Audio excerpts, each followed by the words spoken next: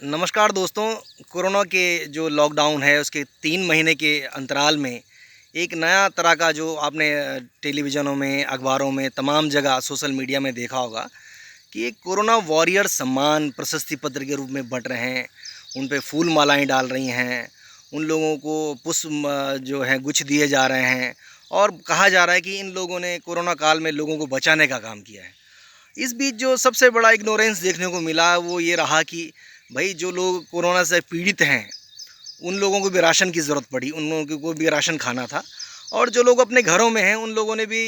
किसी गाड़ी के शोरूम में नहीं गए, कपड़े खरीदने नहीं गए, कहीं दूसरी जगह नहीं गए, वो अपने को बचाने के लिए वो राशन की दुकानों में गए। और राशन की दुकानों में जाने की मजबूरी इसलिए थी कि भाई अगर आप घर में भी कोरोना अगर आपको नहीं होगा तो, लेकिन अगर आपको राशन खाने को नहीं मिलेगा, भोजन नहीं मिलेगा, तो आप कैसे बच पाओगे? इस मतलब ये कहा जा सकता है कि कहीं भी किसी सामाजिक संगठन, सरकार या किसी भी ओर से ऐसा पहल देखने की नहीं मिली कि असली कोरोना वॉरियर्स वो हैं जिन्होंने आपको इस दौर में भी कि जब आपके पास कुछ नहीं था और आप घरों में कहते तो भोजन उपलब्ध कराने का काम किया। आपको आटा मिला, चावल मिला, फल, सब्जी और जो दूध है, ये सब तमाम चीज़ें इसलिए मिली कि जो आज किसान है इस देश का, उसकी जो जी तोड़ मेहनत है उसका ये परिणाम है। आपको ध्यान होगा कि 2019 के लोकसभा चुनाव में सबसे बड़ा जो मुद्दा था वो एक किसान सम्मान जो योजना थी, जिसके अंतर्गत सरकार का दावा था कि हर किसान को साल भर में 6,000 रुपये दिए जाएंगे।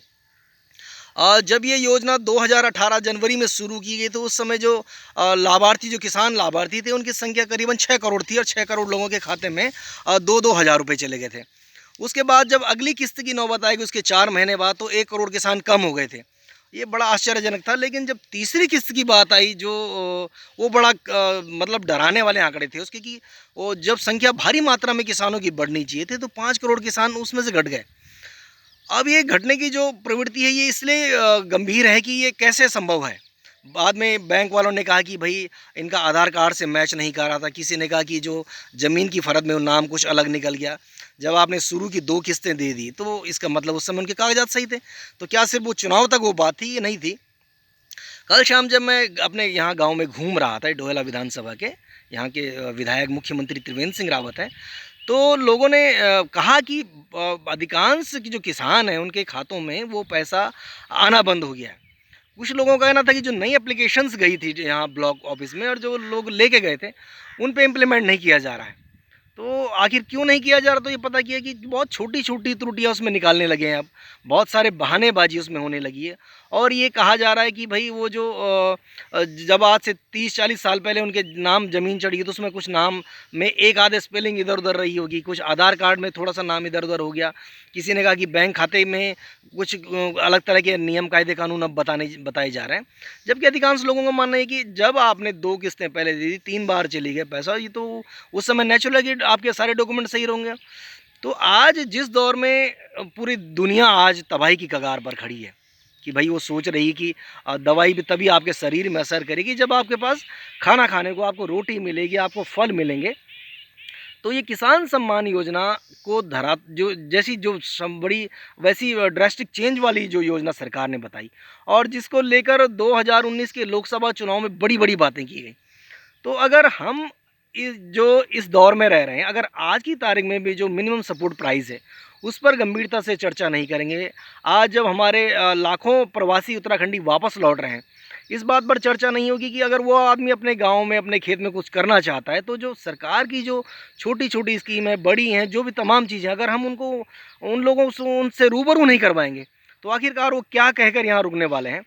हम सिर्फ अगर इस भरोसे बैठे रहेंगे कि लोग आएंगे, वो लोन लेंगे, लोन से आगे बढ़ेंगे, ये बड़ी वैसी प्रवृत्ति है कि हर आदमी लोन लेने से डरता भी है। तो जो छोटी-छोटी स्कीम सरकार की है, उनको अगर धरातल पर हमने नहीं उतारा और ये जो एक बड़ा जो किसान सम्मान योजना वाला इशू है, अगर इसको समय रहते हम धरातल पर नहीं ला पाए, तो ये जो हमारे खेत के जो चारों तरफ आपको ये मकान दिखाई दे रहे हैं, ये इस तरह के कंक्रीट के जंगल, ये धीरे-धीरे फैलते जाएँगे और ऐसा लगता है कि अगर सरकार गंभीरता से इन इन चीज़ों पर काम नहीं करेगी, तो ये कंक्रीट के जंगल धीरे-धीरे इस कदर फैलते जाएँगे कि जो किसान है, जो खेती करना चाहता है, जो ये चाहता है कि भई उसका खेत बचा रहे, उसके खलिहान बचे रहें और वहाँ से उपज आए और उपज से वो खुद का भी भरण पोषण करे और देश दुनिया के लोगों का भी करे। तो सरकार को चाहिए कि जो बातें आज अखबारों में की जा रही है, जो विज्ञापनों के माध्यम से की जा रही हैं, उनको धरातल पर अगर आपको उतारना है तो सबसे पहले ये जो ऑलरेडी फॉर्म लोगों के भरे हुए हैं और जो वहाँ आज बहानेबाजी की जा रही है, उन लोगों के खिलाफ भी एक्शन होना चाहिए कि आखिरकार आप क्यों किसानों के बारे में गंभीरता से काम नहीं कर रहे हैं।